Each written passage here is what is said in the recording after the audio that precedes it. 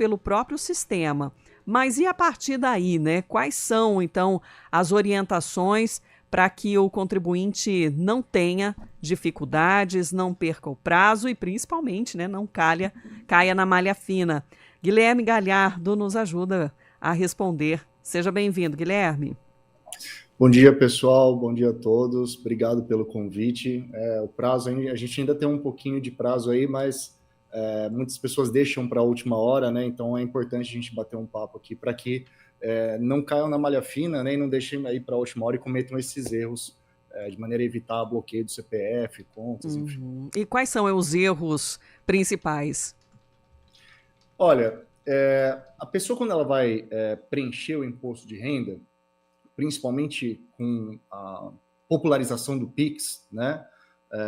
Ela tem que estar muito atenta às informações precisas e completas sobre os rendimentos dela, as despesas que podem ser utilizadas para abater, né, no imposto de renda, os bens e as suas dívidas, né? Então, essa utilização correta de todas essas deduções permitidas pelo imposto de renda, a escolha do modelo de declaração mais adequado, ou seja, o modelo simples ou o modelo completo, né?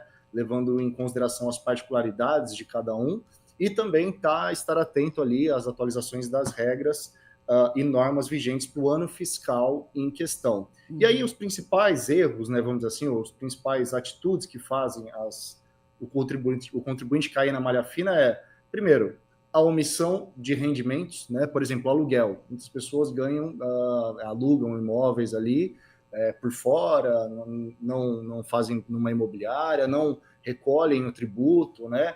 E aí omitem esses rendimentos, o trabalho autônomo também, né? Investimentos, enfim. Então, isso são ali, como é que eu vou dizer? Esses rendimentos são muitas vezes omitidos pelo contribuinte, acreditando que a Receita não vai pegar, e no final das contas acaba caindo na malha fina.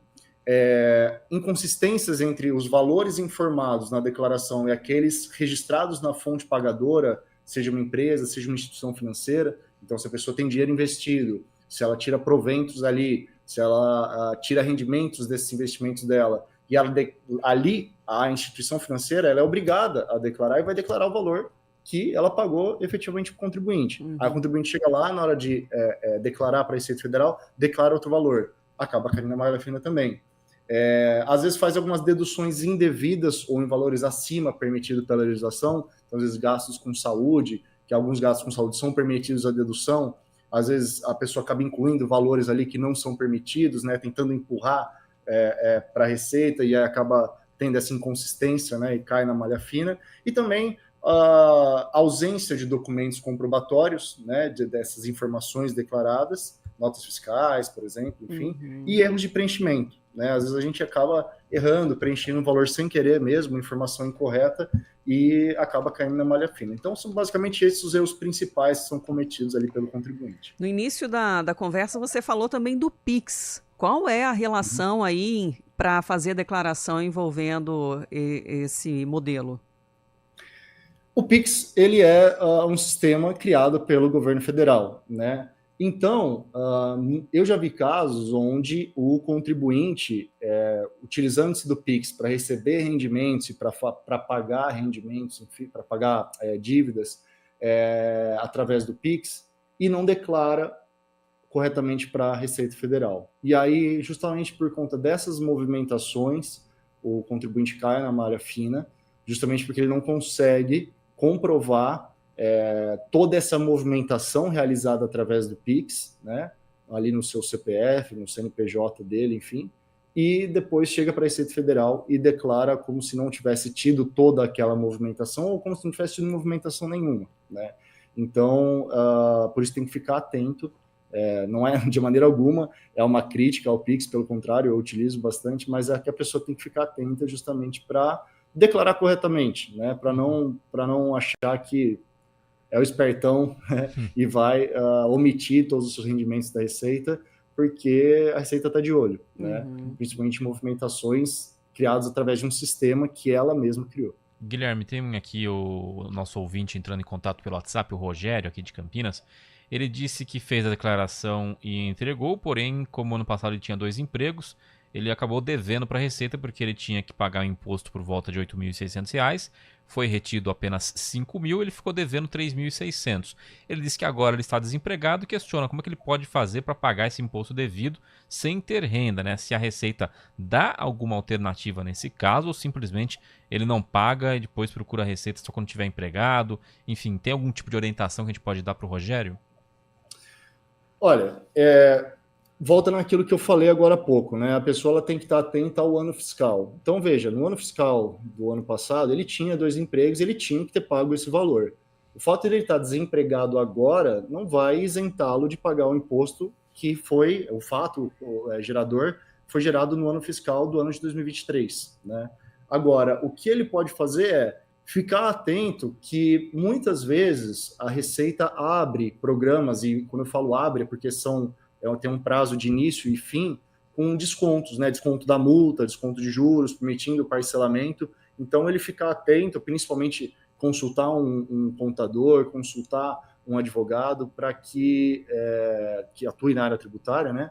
Para que ele oriente ele a estar atento, quando abrir esses programas de parcelamento, enfim, de repactuação dessas dívidas, para que ele possa pagar esse valor e evitar bloqueio de CPF, negativação, execução, enfim, né? Mas geralmente a Receita abre, sim, programas de parcelamento ou repactuação desse tipo de dívida. Tem um outro ouvinte, o JP de Moraes, ele diz que é motorista de aplicativo e todos os anos os aplicativos mandam um informe de faturamento para eles, mas não consideram custos com combustível, manutenção ou aluguel de veículos. Ele pergunta se tem como incluir isso na declaração.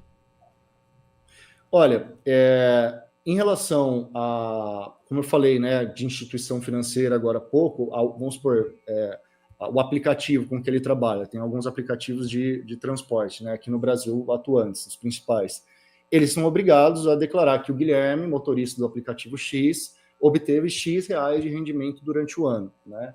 Agora, em relação a ele abater os custos com o veículo, né, abater os custos ali com o transporte, como eu falei agora há pouco, o ideal é que a pessoa procure sim um advogado e um contador para que faça a declaração correta perante a Receita, para que esses custos, para que ele busque perante a Receita Federal, seja extrajudicialmente, seja judicialmente, o abatimento desses valores, né, porque, querendo ou não, o veículo, o combustível, né, são ali o meio de trabalho, insumos do trabalho dele, que é diferente de, por exemplo, eu, que sou advogado, que utilizo o transporte só para recreação, viagem, enfim, né, o transporte não é um instrumento de trabalho. Então, ele buscar perante a Receita esse abatimento desses valores, seja judicialmente, caso a Receita se negue, seja extrajudicialmente através de um contador. Guilherme, sempre surgem, claro, muitas dúvidas, né? Nosso tempo acaba sendo limitado também, então espero que a gente possa ter mais oportunidades ainda dentro da nossa programação para esclarecer os nossos ouvintes, mas já agradeço a participação de hoje. Imagina, eu que agradeço. É legal estar aqui para falar com vocês sobre esse tema, porque infelizmente, no Brasil, na minha opinião, né, chega muito, ou a informação chega muito complexa para o contribuinte, ou ela nem chega, né? E todo mundo precisa declarar o imposto de renda ou dizer que é isento, né? Se enquadrar ali na isenção do imposto de renda. E aí, a pessoa, né, ainda bem que tem aí, por exemplo, vocês, né, meios de comunicação que trazem essa informação para o contribuinte. Então, para mim, na verdade, é uma honra e um prazer estar aqui com vocês, falando com o público para, enfim, esclarecer essas dúvidas. Espero estar de volta uma oportunidade. Até a próxima, com certeza. Obrigado, pessoal. Um abraço. Obrigado. Repórter CBN.